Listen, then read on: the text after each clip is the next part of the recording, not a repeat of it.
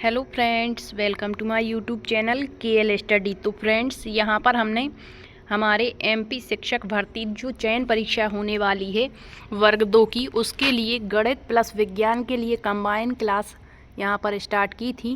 क्योंकि आपके गणित का जो सिलेबस है उसमें भी आपके साइंस के टॉपिक दिए गए हैं, जिसमें आपको पूरी फिजिक्स और पूरी केमिस्ट्री पढ़नी है। और इसके बाद साइंस वाले अभ्यर्थियों के लिए तो पूरी बायोलॉजी, केमिस्ट्री और फिजिक्स।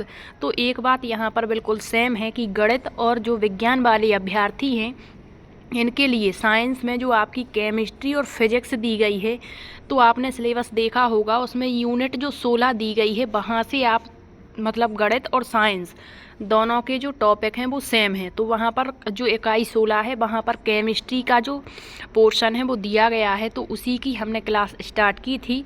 तो ये एक क्लास हमारी हो गई थी, आज हमारी सेकंड क्लास रहेगी। तो फर्स्ट क्लास से आप ज़रूर जुड़िए, इसमें आपको बहुत ही अच्छे तरीके से सारी चीज़ें आपकी थ्योरी के माध्यम से कवर करवाई जाएंगी। तो देखिए, आपका जो केमिस्ट्री का फर्स्ट टॉपिक दिया गया है पदार्थ की अवस्थाएं एवं ऊष्मा गतिकी। तो यहाँ पर जो हमने फर्स्ट क्लास आपको दी थी उसमें पदार्थ के बारे में आपको सारी जानकारी दी हुई थी, ठीक है। तो एक बार हम देख लेते हैं कि क्या कुछ हमने वहाँ पर पढ़ा हुआ था। और ये जो आपकी थ्योरी रहेगी पूरी एनसीईआरटी के अलावा जो अन्य एमपी बोर्ड की ऑथेंटिक बुक्स होती हैं उनका डाटा आपको देखने को मिल जाएगा, ठीक है। तो आइए, आज हमारी क्लास सेकंड है, ये हमारी फर्स्ट क्लास हो गई है। इसका डिस्क्रिप्शन में लिंक भी दे देंगे आपको, या फिर अलग से प्लेलिस्ट बना देंगे। और ये गणित और विज्ञान दोनों के लिए सेम रहेगा पूरा पोर्शन, ठीक है। तो देखिए, पदार्थ सबसे पहले तो आपको बेसिक से सारी चीज़ें बताई हुई थी। जब भी हम किसी भी सब्जेक्ट को स्टार्ट करते हैं तो उसमें जो विषय है उसके अंतर्गत कौन कौन सी चीज़ों का अध्ययन किया जाता है, और जो वो विषय है उसका इतिहास क्या रहा, कहाँ से वो सब्जेक्ट आया है, उसके जनक कौन है, ये सारी चीज़ें हमें पढ़नी ज़रूरी होती हैं। तब जा कर के हम हमारा जो टॉपिक है उसको स्टार्ट करते हैं। तो यहाँ पर जो हमारा टॉपिक है वो तो है पदार्थ, लेकिन पदार्थ से पहले भी आपको हमने सबसे पहले विज्ञान के बारे में बताया, क्योंकि विज्ञान के अंतर्गत ही हम केमिस्ट्री, फिजिक्स का अध्ययन करते हैं। फिर विज्ञान की एक शाखा होती है जैसे रसायन विज्ञान, और फिर है आपकी यहाँ पर भौतिक विज्ञान। तो रसायन विज्ञान जिसे केमिस्ट्री कहते हैं, भौतिक विज्ञान जिसे फिजिक्स कहते हैं। तो विज्ञान के बाद हमने आपको इसकी शाखाएँ बताई थी, और फिर हमने रसायन विज्ञान का इतिहास भी आपको बताया हुआ था। फिर हमने पदार्थ पढ़ लिया था, पदार्थ क्या होते हैं। और पदार्थ का जो वर्गीकरण है वो 2 प्रकार से किया गया है, ये आप देख सकते हैं, भौतिक आधार पर पदार्थ का वर्गीकरण और रासायनिक आधार पर। तो जो मुख्य रूप से जो टेक्निकली स्टेजेस होती हैं मैटर की, वो कितनी होती हैं? 3, ठोस, द्रव और गैस। तो इनके बारे में तो आपको बहुत ही डिटेल से फर्स्ट क्लास में बता दिया है। और फिर जो चौथी और 5वीं स्टेज है, जो कि आपकी यहाँ पर ताप में परिवर्तन के कारण जो बनती है, वो आपकी चौथी स्टेज बनती, जिसे प्लाज्मा कहते हैं, ठीक है, जैसे सूर्य तारों का चमकना। और फिर आपका यहाँ पर हमने 5वीं स्टेज बोस आइंस्टीन कंडेंसेंट, मतलब किसी भी गैस को इतना अधिक ठंडा किया जाता है तो इससे जो परिवर्तन होते हैं वो फिर 5 अवस्थाएं हो जाती हैं। बेसिकली 3 अवस्थाओं का अध्ययन हम करते हैं, ठीक है। फिर यहाँ रासायनिक आधार पर पदार्थ को 2 भागों में बांटा, शुद्ध और अशुद्ध। तो शुद्ध और अशुद्ध क्या होते? शुद्ध का मतलब जैसे यहाँ तत्व और यौगिक के शुद्ध पदार्थ के अंतर्गत आते हैं। तत्व में किसी भी प्रकार की मिलावट नहीं होती, ये अकेला होता है, इसमें ना तो हम किसी संयोग से इसको निर्मित करते हैं और ना ही इसको पृथक कर सकते हैं। इसी तरीके से यौगिक 2 या 2 से अधिक तत्वों से मिलकर बना होता है, लेकिन इसका अनुपात जो होता है वो निश्चित होता है। जैसे हमने कह दिया जल, तो जल में 2 परमाणु हैं, एक तो हाइड्रोजन के हैं और एक ऑक्सीजन का है, ठीक है। लेकिन इनका जो अनुपात है वो मतलब निश्चित है, इसलिए इनको शुद्ध कहा जाता है। फिर जो तत्व हैं वो भी 2 प्रकार के होते हैं, 3 प्रकार के होते हैं, धातु तत्व, अधातु तत्व, और एक और होते हैं आपके उपधातु तत्व, ठीक है। और यौगिक भी 2 प्रकार के, कार्बनिक जिनमें कार्बन उपस्थित रहेगा और अकार्बनिक। तो इनका डिटेल से अध्ययन हम आगे के लेक्चर्स में करेंगे, क्योंकि ये सारी ही चीज़ें हमें हमारे केमिस्ट्री के अंतर्गत पढ़नी होती हैं। तो हमारी जो फर्स्ट क्लास थी पदार्थ की अवस्थाएं, तो ठोस, द्रव, गैस आपको बता चुके हैं। तो आप फर्स्ट क्लास ज़रूर देख लें, इनके गुण आपको बताए हुए थे हर एक अवस्था को, और इनमें जो तीनों में तुलनात्मक अध्ययन है वो आपको बताया था। फिर पदार्थ की चौथी अवस्था पढ़ ली थी और 5वीं अवस्था भी पढ़ ली थी। आज हमारी क्लास सेकंड है, ठीक है, सेकंड क्लास है, और इसमें हम पढ़ेंगे आज पदार्थ के जो आगे के पोर्शन है, जो आगे के टॉपिक्स हैं, उन्हीं को कवर करेंगे। तो पदार्थ तो आप समझ गए होंगे, ठीक है। अब जो पदार्थ होता है ये किससे मिलकर के बना होता है? अणुओं से मिलकर के बना होता है। और अणु का जो सबसे छोटा पार्टिकल जो होता है, अणु का जो सबसे छोटा अंश होता है, उसी को हम क्या कहते हैं? यहाँ पर परमाणु कहा जाता है। और ये परमाणुओं से मिलकर ही हमारी पूरी सृष्टि बसी पड़ी है। तो यहाँ पर देखिए पदार्थ क्या है, ये तो आपको समझ में कल ही आ चुका होगा। पदार्थ को ही हम क्या कहते हैं? द्रव्य कहते हैं, मैटर कहते हैं, ठीक है, मैटर कहते हैं। मतलब पदार्थ क्या होता है? जिसका अस्तित्व हो, जो जिसका अपना द्रव्यमान हो, जो स्थान घेरता हो, जिसमें जड़त्व का गुण पाया जाता है, जिसमें आकर्षण का गुण होता है, वो क्या होता? पदार्थ। अब चाहे सजीव हो या निर्जीव, हैं सब क्या? पदार्थ। जैसे एक व्यक्ति, तो वो भी एक पदार्थ है, क्योंकि उसका अपना भार है, वो स्थान भी घेर रहा है, आकर्षण का भी उसमें गुण है। तो ये सब क्या होते? पदार्थ। जितनी भी भौतिक जगत में हम चीज़ें देख रहे होते हैं, सब की सब क्या होती? मैटर होती हैं। उसी को द्रव्य कहते हैं। द्रव्य अलग बात है, और जो द्रव अवस्था हम पढ़ के आए हैं ये अलग बात है, ठीक है। ये लिक्विड वाला द्रव है। अब देखिए यहाँ पर पदार्थ की विभाज्यता। अब कई विद्वान आते गए, जैसे शुरुआत में हमने पढ़ा हुआ था कि जो महर्षि कणाद आए तो उन्होंने बताया था कि संपूर्ण संसार 5 तत्वों से मिलकर के बना है, ठीक है। उन्होंने बता दिया था कि संपूर्ण जो संसार है, जो ब्रह्मांड है, वो 5 तत्वों से बना हुआ है। अग्नि, मतलब इस तरीके से उन्होंने बताया, वायु, पृथ्वी करके। अब यहाँ इसके जो पदार्थ है वो भी टूटता है, ठीक है। और टूट करके क्या बनता है? तो इसके जो विभाज्यता के नियम हैं उसके बारे में अपने अपने विद्वानों ने अपने अपने मत व्यक्त किए हैं। तो देखिए पदार्थ की विभाज्यता के मत के बारे में भारत में बहुत पहले, लगभग 500 ईसा पूर्व से ही विचार व्यक्त किए जाने लगे थे। तो सबसे पहले कौन आए? महर्षि कणाद आए, जो कि भारतीय विद्वान थे। इन्होंने अपनी अवधारणा दी। भारतीय विद्वान कणाद ने कहा, इन्होंने यह प्रतिपादित किया कि यदि हम पदार्थ को विभाजित करते जाएं, मतलब एक पदार्थ है, यदि ये पदार्थ है और इसको हम तोड़ते जाएं, तो हमें छोटे छोटे पार्टिकल यानी कण प्राप्त होते जाएंगे। और अंत में एक सीमा ऐसी आएगी जब कण को पुनः विभाजित नहीं किया जाएगा। हर एक चीज़ किससे बनी है? कणों से बनी है। तो इन्होंने यही बात कही कि यदि हम किसी पदार्थ को तोड़ते जाएं, तो जैसे मान के चलिए हम यहाँ एक पत्थर ले लेते हैं, तो ये भी क्या है? एक पदार्थ है। और इसको हम इतना तोड़ें कि एक ऐसी सीमा आ जाए कि फिर एक इतना छोटा सा कण जिसको तोड़ना नामुमकिन हो। इन्होंने यही कहा। और वह क्या कहलाएगा? फिर सूक्ष्मतम कण वो अविभाज्य रहेगा। इस अविभाज्य सूक्ष्मतम कण को ही उन्होंने परमाणु कहा है। मतलब पदार्थ का जो सबसे छोटा अंश होता है वो क्या कहलाता है? परमाणु कहलाता है। तो सबसे पहले यदि क्वेश्चन पूछता है कि सबसे पहले जो पदार्थ है इसकी विभाज्यता के बारे में अपना मत किसने व्यक्त किया, तो वो महर्षि कणाद थे, ठीक है। इन्होंने क्या कहा था कि यदि किसी पदार्थ को हम विभाजित करते जाएंगे तो वो कणों में विभाजित होगा, और एक समय ऐसा आएगा कि जो कण रहेगा वो फिर विभाजित नहीं हो पाएगा, मतलब वो अविभाज्य रहेगा। उसी को इन्होंने क्या कहा? परमाणु कहा। अब देखिए एक अन्य भारतीय दार्शनिक आए, पकुदा कात्यायान। इन्होंने इस मत को विस्तृत रूप से समझाया। मतलब जो इनका मत था महर्षि कणाद का, उसी को और विस्तृत रूप से किसने समझाया? तो भारतीय दार्शनिक पकुदा कात्यायन ने।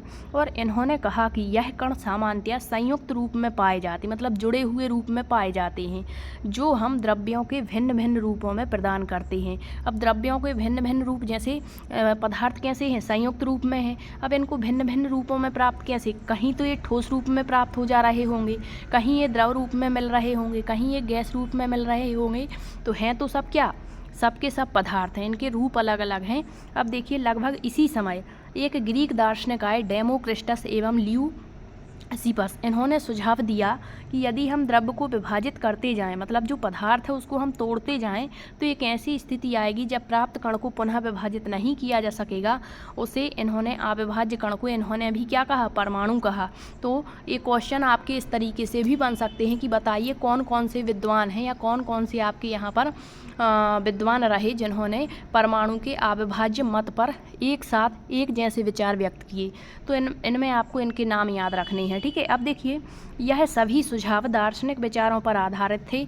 दार्शनिक का मतलब होता है मतलब बहुत प्राचीन, ठीक है। इन विचारों पर आधारित थे। इन विचारों की वैधता सिद्ध करने के लिए 18वीं शताब्दी तक कोई प्रयोग नहीं हुए।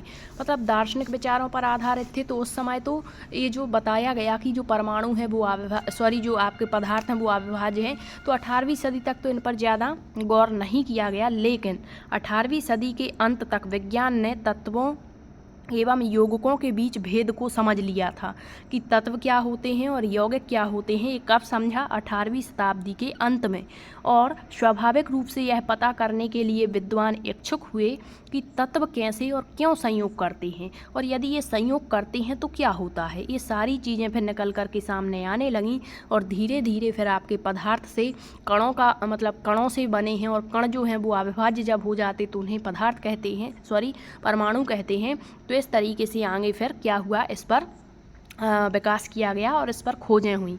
फिर वैज्ञानिक एंटोनी एल लेवासियर, जिसे रसायन विज्ञान का जनक भी कहते हैं, इन्होंने रासायनिक संयोजन के 2 नियम बताए।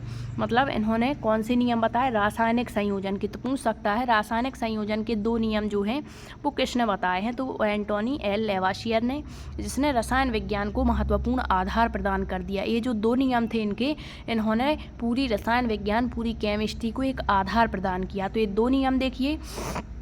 लेवासियर के साथ में जोसेफ एल प्राउस्ट भी थे।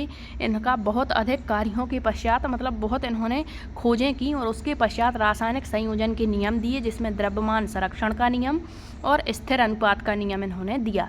तो देखिए, जब रासायनिक अभिक्रिया संपन्न होती है, कोई भी केमिकल रिएक्शन जब संपन्न होती है, पूर्ण होती है, तब क्या द्रव्यमान में कोई परिवर्तन होता है?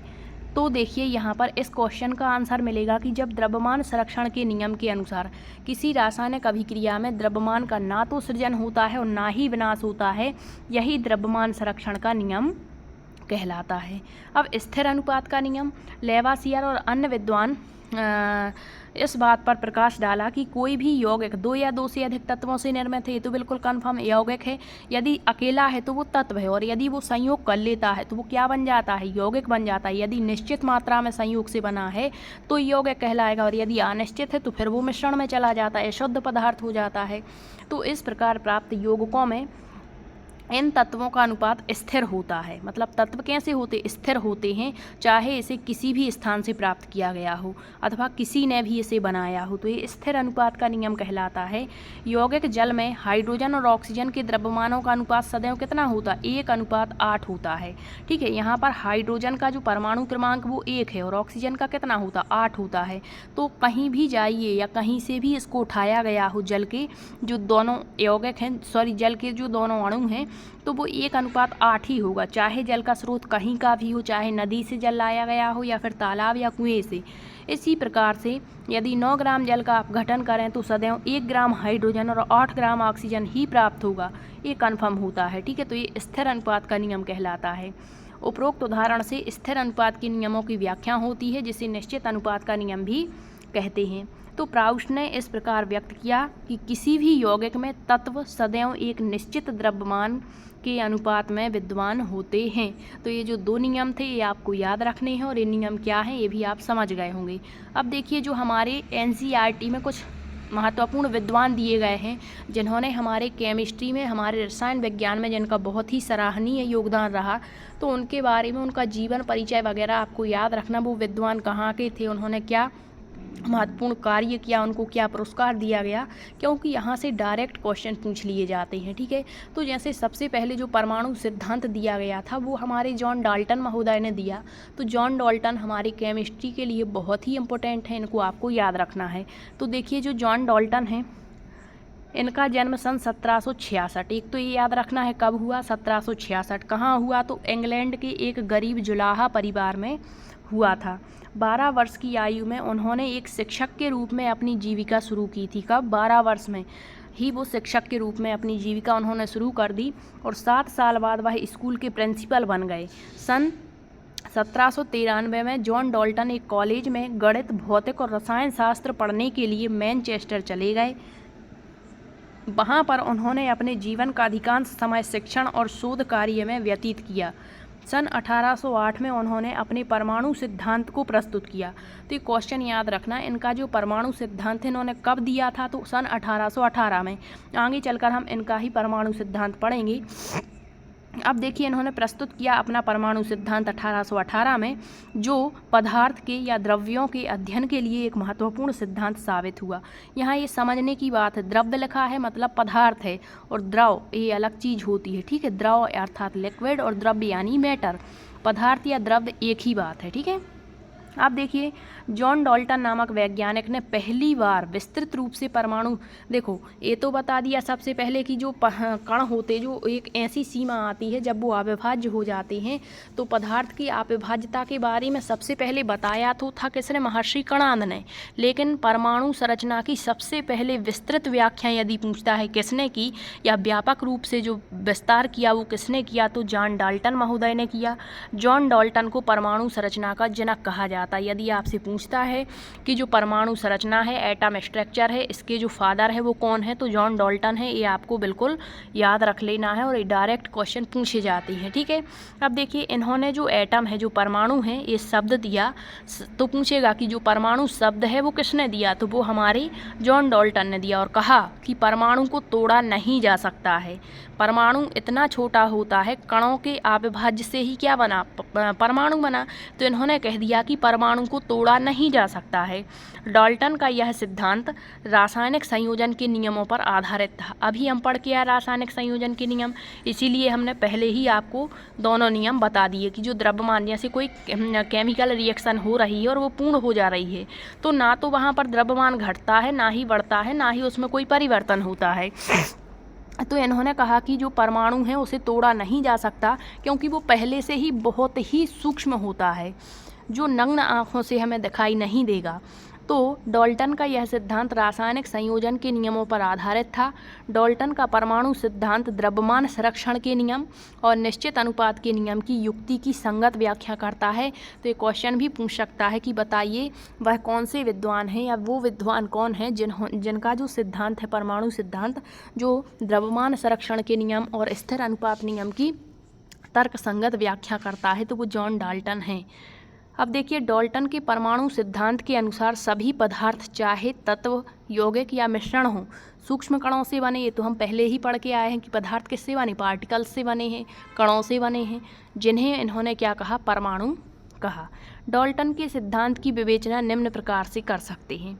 सभी द्रव्य परमाणुओं से निर्मित होते हैं। सभी पदार्थ किससे बने हैं, परमाणुओं से, जो कि रासायनिक अभिक्रिया में भाग लेते हैं। परमाणु अविभाज्य सूक्ष्मतम कण हैं। डायरेक्ट पूछेगा ये किसने कहा है, तो मतलब किसका मत है, तो ये हमारे डाल्टन महोदय का मत है, जो रासायनिक अभिक्रिया में ना तो सजीव हैं और ना ही मतलब यहाँ सृजित होगा, ना तो सृजित होते हैं और ना ही विनाश होता है उनका, मतलब ये स्थिर अनुपात का नियम है, ठीक है। भिन्न भिन्न तत्वों के परमाणुओं के द्रव्यमान और रासायनिक गुणधर्म भी भिन्न भिन्न होते हैं। ऐसा नहीं है कि सभी परमाणुओं के द्रव्यमान समान होंगे, सबके अपने अपने अलग अलग होते हैं गुण। इसीलिए जो आवर्त सारणी, उसमें सभी तत्वों को अलग अलग वर्गों में बांटा गया है। अब देखिए, भिन्न भिन्न तत्वों के परमाणु परस्पर छोटी पूर्ण संख्या के अनुपात में संयोग कर योग निर्मित करते हैं। किसी भी यौगिक के परमाणुओं की सापेक्ष संख्या एवं प्रकार निश्चित होते हैं। अब देखिए, आधुनिक काल में डाल्टन के सिद्धांत को काट दिया गया, क्योंकि इनके सिद्धांत में कुछ कमी रही होगी।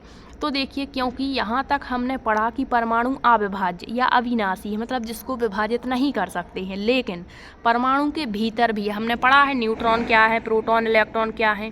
तो इन्होंने तो कह दिया था कि परमाणु कैसे हैं, अविभाज्य हैं, उसको मतलब तोड़ा नहीं जा सकता। लेकिन परमाणु के भीतर भी दो मूल कण जो होते, इलेक्ट्रॉन और प्रोटॉन की खोज में डाल्टन के परमाणु सिद्धांत की इस धारणा को गलत साबित कर दिया। क्योंकि आगे चलकर आपके अन्य विद्वान आते गए, जे थॉमसन आए, ठीक है, और भी जॉन डाल्टन के अलावा विद्वान आते गए, ठीक है, गोल्डस्टीन आए, रदरफोर्ड आए। तो इन्होंने जो है इनके मत को नकारा, क्योंकि इन्होंने कहा कि यदि परमाणु अविभाज्य है तो फिर जब दो मूल कणों की खोज की गई, इलेक्ट्रॉन प्रोटॉन की, तो जो परमाणु की ये धारणा थी उसको गलत साबित कर दिया और परमाणु को electron, proton, neutron, positron, neutrino, meson, pi meson, अन्य छोटे छोटे कणों में तोड़ दिया गया। मतलब इनकी बात गलत साबित हो गई कि परमाणु अविभाज्य है। अब यह जानना आवश्यक है कि इलेक्ट्रॉन और प्रोटॉन परमाणु के भीतर किस तरह व्यवस्थित हैं, क्योंकि यहाँ परमाणु टूट चुका है और परमाणु के अंदर भी कई सारी चीज़ें देखी गई कि इलेक्ट्रॉन है, प्रोटॉन है, ठीक है। तो इसको समझने के लिए बहुत से वैज्ञानिकों ने भिन्न भिन्न प्रकार के मॉडलों को प्रस्तुत किया। तो सबसे पहले जे थॉमसन पहले वैज्ञानिक थे जिन्होंने परमाणु की संरचना से संबंधित पहला मॉडल दिया। तो सबसे पहले विस्तृत व्याख्या किसने की परमाणु की, तो जॉन डाल्टन ने। लेकिन सबसे पहले परमाणु संरचना के संबंध में मॉडल किसने दिया, तो वो जे थॉमसन महोदय थे, ठीक है। अब परमाणु के नाभिक में प्रोटॉन और न्यूट्रॉन। अब ये आगे की बातें हैं कि ये मान के चलिए एक परमाणु है जिसके बीच में क्या होता, केंद्रक होता है। अब इसमें जो है परमाणु के नाभिक जो होता है बीच में, जिसे नाभिक कहते हैं, तो इसमें प्रोटॉन और न्यूट्रॉन पाए जाते हैं, जबकि जो इलेक्ट्रॉन होते हैं वो बाहर चक्कर लगाते हैं। परमाणु बहुत ही छोटे होते हैं जो साधारण आँखों से दिखाई नहीं पड़ते, इन्हें देखने के लिए सूक्ष्मदर्शी की ज़रूरत पड़ती है। ठीक है, अब देखिए यहाँ से हमारे स्टार्ट हो जाते हैं मूल कण। अब ये पूछा जाता है कि ये परमाणु है, ये उसका नाभिक है, नाभिक में हमारे न्यूट्रॉन और प्रोटॉन हैं और जो इलेक्ट्रॉन है वो बाहर चक्कर लगा रहे हैं विभिन्न कक्षाओं में। तो यहाँ से जो मूल कण हैं वो कौन कौन से हैं, और यहाँ से फिर पूछा जाता है कि मूल कण के अलावा क्या क्या चीज़ें हमारे परमाणु के अंदर पाई जाती हैं। स्थायी कण क्या होते हैं, अस्थायी कण क्या होते हैं। तो जो मूल कण हैं उन्हीं को स्थायी कण कहते हैं। तो वैसे कण जिनका निर्माण किसी अन्य कण से नहीं हुआ है, मतलब जो स्वयं से निर्मित हुए हैं, जिनमें किसी अन्य कण का कोई भी योगदान नहीं है, वो मूल कण या स्थायी कण कहलाते हैं। और मूल कण भी फिर दो प्रकार के होते हैं, एक तो स्थायी और एक अस्थायी। स्थायी में आ जाएंगे आपके इलेक्ट्रॉन, प्रोटॉन और न्यूट्रॉन। याद रखना, मोस्ट इम्पोर्टेंट क्वेश्चन है, पूछा जाता मूल कण कौन सा नहीं है या कौन कौन से हैं। और फिर मूल कण मतलब अस्थायी कण क्या होंगे, तो पॉजिट्रॉन, न्यूट्रॉन और मेसन हो जाएंगे। फिर परमाणु का आकार गोलाकार होता है, इसके बाहर इलेक्ट्रॉन चक्कर लगा रहे विभिन्न कक्षाओं में। परमाणु के केंद्र में नाभिक होता है और नाभिक कैसा होता, धन आवेशित होता है। परमाणु का कुल द्रव्यमान नाभिक में ही पाया जाता है। अब देखिए नाभिक की खोज के बारे में देखिए, तो सबसे पहले जो परमाणु है उसके अंदर क्या है, नाभिक है। नाभिक के अंदर हमने पढ़ा क्या है, प्रोटॉन है और न्यूट्रॉन है, जबकि इलेक्ट्रॉन कहाँ, बाहर चक्कर लगा रहे हैं। तो जो ये नाभिक है इसकी खोज किसने करी थी, तो इसकी खोज रदरफोर्ड ने की। नाभिक के अंदर न्यूट्रॉन और प्रोटॉन पाए जाते हैं। नाभिक के अंदर पाए जाने वाले इन कणों को सामान्य रूप से न्यूक्लियॉन कहते। तो पूछा जाता न्यूक्लियॉन क्या है, फिर ऑप्शन में देगा आपको प्रोटॉन प्लस न्यूट्रॉन है या न्यूट्रॉन प्लस इलेक्ट्रॉन है। तो याद रखिए प्रोटॉन और न्यूट्रॉन जो नाभिक के अंदर उपस्थित हैं वो क्या कहलाते हैं, उनको संयुक्त रूप से न्यूक्लियॉन कहते हैं। और इनकी खोज जो है सबसे पहले नाभिक की खोज किसने की थी, रदरफोर्ड ने। अब आगे चल के हमें पढ़ना है कि जो परमाणु पर जो एल्फा कणों की बौछार होती है तो कौन सी किरणें कहाँ पर मुड़ जाती हैं, ये चीज़ें। इलेक्ट्रॉन न्यूक्लियॉन नहीं है क्योंकि यह नाभिक के बाहर है। जो चीज़ नाभिक के अंदर है उनको संयुक्त रूप से न्यूक्लियॉन कहते हैं। और नाभिक के अंदर क्या क्या है, हमारा प्रोटॉन है और न्यूट्रॉन है। लेकिन इलेक्ट्रॉन क्या न्यूक्लियॉन है, तो नहीं है। क्यों, क्योंकि यह नाभिक के बाहर होता है, विभिन्न कक्षाओं में चक्कर लगा रहा होता है। परमाणु की त्रिज्या को एंगस्ट्रॉन में मापते हैं, ये सभी को पता होगा। जो परमाणु है इसकी जो ये त्रिज्या होती है इसको किस में मापते हैं, हम एंगस्ट्रॉन में मापते हैं। परमाणु त्रिज्या ये याद रखिए 10⁻⁻10 मीटर बराबर 1 एंगस्ट्रॉन। तो ये पूछ लेगा 1 एंगस्ट्रॉन बराबर या परमाणु की त्रिज्या कितनी है। अब नाभिक की त्रिज्या को फर्मी में मापते हैं। ठीक है, ये तो हो गया क्या हमारा परमाणु, और परमाणु की अपनी त्रिज्या है। फिर परमाणु के अंदर क्या है, नाभिक है, तो नाभिक की अपनी त्रिज्या होगी। तो जो नाभिक की त्रिज्या है इसको किस में मापते, फर्मी में मापते हैं। और नाभिक की त्रिज्या होती 10⁻⁻5 मीटर। ठीक है, अब परमाणु त्रिज्या नाभिक की त्रिज्या से कितनी अधिक है, तो याद रखिए जो परमाणु त्रिज्या आप यहाँ देख रहे हैं ये परमाणु की त्रिज्या है और ये है आपके नाभिक की त्रिज्या। तो ये कितनी अधिक है, तो 10 के ऊपर 5 की घात गुना अधिक है, त्रिज्या से 1 लाख। ठीक है, ये भी याद रखिए। तो ये आपका यहाँ पर परमाणु का संरचना दी गई है। परमाणु के अंदर ये नाभिक है, नाभिक के अंदर हमारा जो न्यूट्रॉन है और जो प्रोटॉन है ये क्या कहलाते हैं, संयुक्त रूप से न्यूक्लियॉन कहलाते हैं। नाभिक की खोज किसने की थी, रदरफोर्ड ने की थी। इलेक्ट्रॉन जो होते हैं बाहर कक्षाओं में चक्कर लगा रहे होते हैं, ये जो है न्यूक्लियॉन नहीं कहलाते हैं। अब जो हमारा परमाणु है, परमाणु की त्रिज्या को एंगस्ट्रॉन में मापते हैं और जो नाभिक है, नाभिक की त्रिज्या को हम फर्मी में मापते हैं। ठीक है, याद रखिए। अब यहाँ से स्टार्ट होते हैं हमारी परमाणु मॉडल, जो कि हम कल से स्टार्ट करेंगे। तो आप क्लास में डेली ज़रूर जुड़ें क्योंकि यहाँ पर बहुत ही सारी और अच्छी चीज़ें आपको बताई जाएंगी, ऑथेंटिक चीज़ आपको बताई जाएगी। तो यहाँ पर जो विभिन्न विद्वान आते गए जिन्होंने अपने मत दिए, तो सारी चीज़ें यहाँ एक एक करके हम सारी चीज़ों को अच्छे से देखते चलेंगे। ठीक है, यदि आपको कोई भी डाउट हो आपका तो आप कमेंट्स के माध्यम से पूछिएगा ज़रूर। और यदि आपको क्लास अच्छी लगी है तो शेयर ज़रूर करें। मिलते हैं अगले सेशन में, तब तक के लिए सभी का धन्यवाद।